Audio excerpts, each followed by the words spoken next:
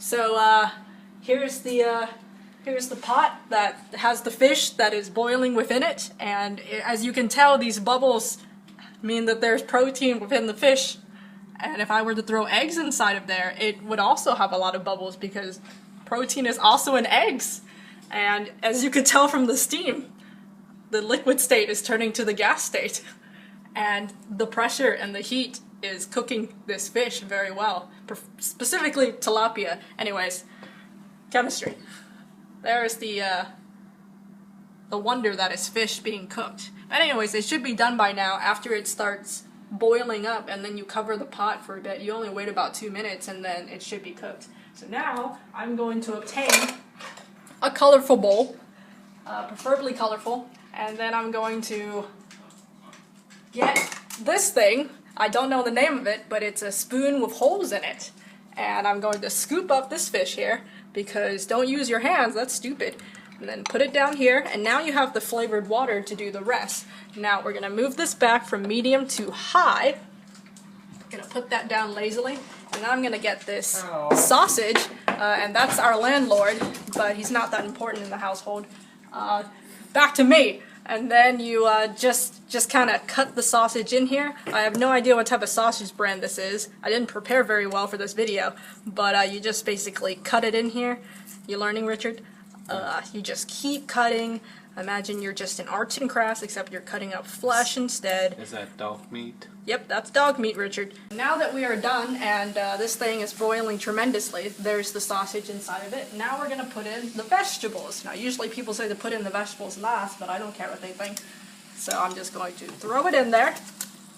Yep, and that's going to... Oh, and that way you guys can see the sausages a bit. I just cut them up pretty well, right there.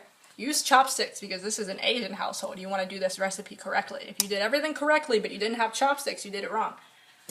The spinach was chopped up and it was cold, so it immediately stopped the boiling process in its tracks. And now it is still cooking. And in the meantime, we're going to get this egg and we're going to crack it with 2 hands, because I'm not a chef.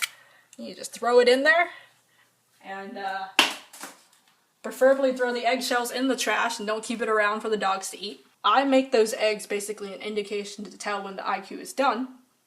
So protein is extremely substantial in eggs, and so what's going to happen is that since we put this heat to high, it's going to keep going until it's going to bubble up into a giant white mesh, and it's going to almost overflow, and that's when you know the egg has been cooked enough, the spinach has been cooked enough, these sausages have definitely been cooked enough. And then afterwards we just grab this giant spoon with holes in it, and then we are done after we put it inside this nice bowl.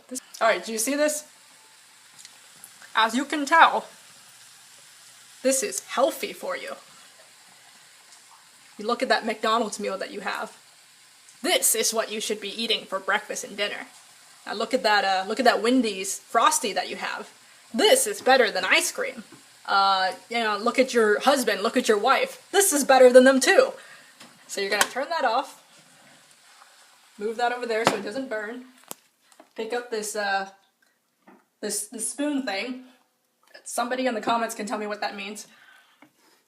Just pick it up. You know, nonchalantly don't care about the egg breaking. You are supposed to care, don't listen to me. Don't listen to this whole video.